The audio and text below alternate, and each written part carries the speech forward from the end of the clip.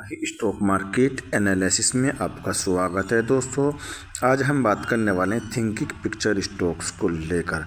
काफ़ी दिन से बार बार कमेंट आ रहे थे इस स्टॉक के, तो आज हम फिर से डिस्कस कर लेते हैं क्या संभावना है, क्या इस स्टॉक में तेज़ी की आशंकाएं है या नहीं, क्या फिर से छोटी सी रैली हमें देखने को मिल सकती है, क्या ये स्टॉक 40 पैसे के ऊपर में जाने की ताकत रखता है या नहीं, क्या उससे भी ऊपर जाने की कोशिश कर सकता है या नहीं। तो डिस्कस करेंगे, इसी वीडियो पर बने रहिएगा दोस्तों, ठीक है। हम कुछ इसका अपडेट भी देखेंगे, कुछ इसकी और भी चीज़ें देखने की कोशिश करेंगे, और आज हम इसका अच्छी तरीके से डेटा देखने वाले हैं, अंदर की कंडीशन जानने वाले हैं। तो वो और सब चीज़ तो मैं आपके दिखा कर कुछ आज नए तरीके से इसको देखते हैं दोस्तों, ठीक है। बस रिक्वेस्ट है स्किप नहीं करने का, वीडियो को तसल्ली से देखने का है। थोड़ा सा अगर वीडियो लंबा हो जाए उसके लिए मैं माफ़ी चाहूँगा। सबसे पहले हम चार्ट देख रहे थे, क्या चार्ट के हिसाब से हमें क्या नज़र आ रहा है। चार्ट के हिसाब से अगर हमें देखा जाए तो एक तरीके से इसमें तेज़ी की आशंका यानी तेज़ी की किरणें फूटती हुई हमें नज़र आ रही है, क्योंकि लगातार 1 से 2 5 दिन से हमें लगातार हल्की हल्की खरीदारी इसमें देखने को मिल रही है, ठीक है। और खासकर 3 दिन से तो हमें लगातार खरीदारी होती हुई नज़र आ रही है। लेकिन दिक्कत एक यही है, टी पॉइंट बना है, टी पॉइंट के बाद में अब जो है आपको एक पॉइंट ऊपर का ही बनता हुआ नज़र आया। तो ये शंकाएँ, ये कुल मिला के तेज़ी की आशंकाएं हमें अगर नज़र आ रही तो देखना है कि कब तक ये तेज़ी हमें देखने को मिल सकती है। जाहिर सी बात है, बाज़ार में उतर चढ़ाव देखने को मिल रहा है। सपोर्ट की अगर बात करें, सपोर्ट इसका बनता हुआ 32 पैसे का इसका स्टॉक में सपोर्ट बनता हुआ नज़र आया है, और 32 पैसे पे स्टॉक ने एक बार नहीं कई बार सपोर्ट 2 बार सपोर्ट लेने की कोशिश की है। और मेरी समझ से जो होना चाहिए, इसमें 32 रुपये से पहले इस स्टॉक को सपोर्ट ले लेना चाहिए, या मोटा मोटी 30 पैसे के नीचे इस स्टॉक को नहीं जाना चाहिए। अगर इस स्टॉक में गिरावट हो 30 पैसे का इसका आखिरी सपोर्ट है, उसके नीचे नहीं जाना चाहिए। संभावना भी नहीं लगती कि उसके नीचे स्टॉक को जाना चाहिए दोस्तों, ठीक है। अब इसका रेजिस्टेंस की अगर बारी आती है तो रेजिस्टेंस रहेगा इसका 34 पैसे का रेजिस्टेंस रहेगा। 34 पैसे के ऊपर में स्टॉक को अगर क्लोजिंग देता है तो स्टॉक के टारगेट रहेगा आपके 35 पैसे के, ठीक है। 35 पैसे के ऊपर में जाने के बाद में इसका रजिस्टेंस आपको मैं बता दूँ रहने वाला 38 पैसे का। उसके बाद में इसका दूसरा रजिस्टेंस रहने वाला है आपके 40 पैसे का। 40 पैसे के ऊपर में स्टॉक अगर सस्टेन हो जाता है तो इसका एक रजिस्टेंस निकल के आता है, जो बहुत ही इंपॉर्टेंट रजिस्टेंस है।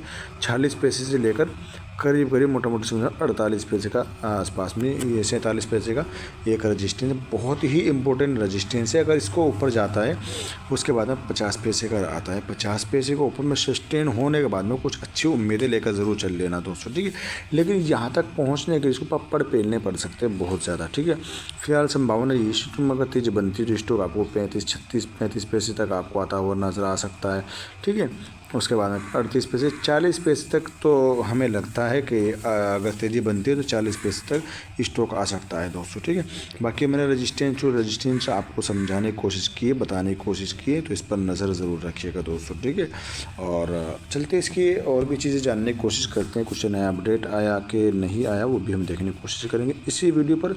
उस वीडियो को लाइक कर दीजिए। डिस्क्लेमर ये रहेगा, बाय सेल करने की रिकमेंडेशन नहीं है, एक अपडेटेड वीडियो नॉलेज के लिए दोस्तों, ठीक है।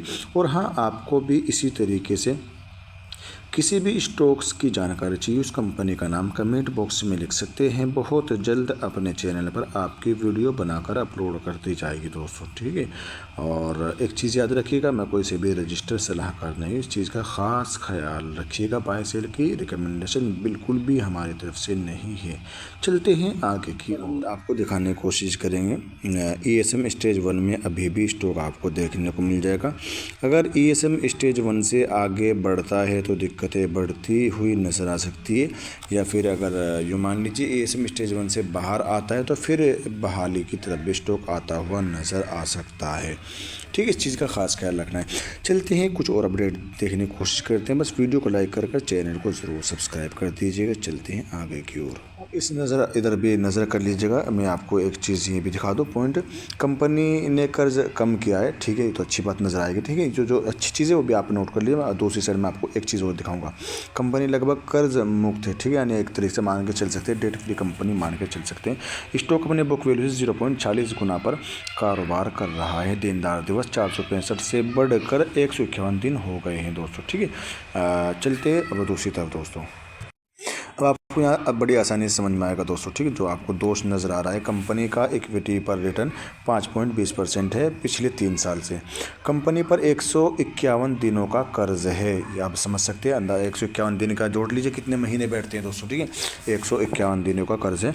कार्यशील पूंजी दिवस 1394 दिनों से बढ़कर 2153 दिन हो गए हैं। कार्यशील पूंजी दिवस 1394 दिनों से बढ़कर 2153 दिन हो चुके हैं दोस्तों, ठीक है।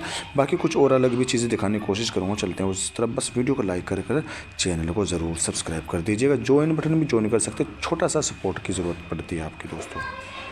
अगर हम यहाँ एक शेयर होल्डिंग बटन देखा जाए तो यहाँ पर हमें प्रमोटर की होल्डिंग तो हमें बिल्कुल भी देखने में प्रमोटर का तो नाम ही शो नहीं हो रहा है इस स्टॉक पर। इन एफआईज़ और पब्लिक की होल्डिंग का हमें कुछ नज़र आ रहा है, जो कि हमें एफआईज़ की होल्डिंग करीब सितंबर 2024 तक होल्डिंग करीब 2.5% से ज़्यादा की एफआईज़ की होल्डिंग थी, जो घटकर दिसंबर और फरवरी तक की अगर बात की जाए 0.20% यानी 0.20% की होल्डिंग नज़र आती है।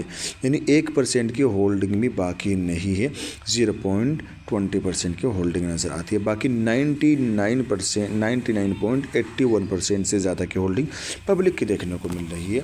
यानी मोटा मोटी समझिए प्रमोट की होल्डिंग नहीं है, एफआईज़ की होल्डिंग हमें कम होती हुई नज़र आई है। जब एफआईज़ की होल्डिंग में हमें गिरावट देखने को मिल रही तो जाहिर सी बात है तो हमें प्राइस में भी ज़्यादा कुछ बड़ी इंक्रीजिंग देखने को नहीं मिली। लेकिन इसके लिए देखो, मैं ये नहीं कहता नहीं बढ़ेगा, बढ़ सकता है, लेकिन उसके लिए समय मांगता है दोस्तों, समय लगता है हर जगह, साल 2 साल भी आपको वेट करना पड़ सकता है दोस्तों, ठीक है। बाकी मैंने इस स्टॉक की कंडीशन कैसी है वो सब कुछ आपको पहले वीडियो में दिखाया हुआ है। और अगर आप मेरे नए व्यूवर्स हैं, पहली बार वीडियो देख रहे हैं, तो प्लीज़ कमेंट कर दीजिए और लाइक कर दीजिए, चैनल को सब्सक्राइब कर रख दीजिए दोस्तों, ठीक है। और ज़रूर कमेंट करिएगा और उसमें लिख दीजिए कि मैं आपका नया व्यूवर्स हूँ, ताकि मेरे को मालूम पड़ जाए कि हाँ मेरे नए व्यूवर्स कितने आए हैं। तो कमेंट करना ना भूलें दोस्तों, ठीक है। छोटा सा सपोर्ट, आपकी छोटा सा चैनल है और आपकी सपोर्ट हमें चाहिए। तो ये था इसका डाटा। तो इस हिसाब से मेरी संभावना यही है। तो ख़रीदारी इस स्टॉक में हो रही है, 2-3 दिन से लगातार ख़रीदारी हो रही है, तो उसकी बिना पर स्टॉक में आपको 33 पैसे से बढ़कर 34-35 पैसे तक जाने की संभावना बढ़ती है। लेकिन थोड़ी सी दिक्कतें फिर से खड़ी होती नज़र आ सकती है। कुछ दिनों का, लंबे समय का आपको वेट करना पड़ सकता है।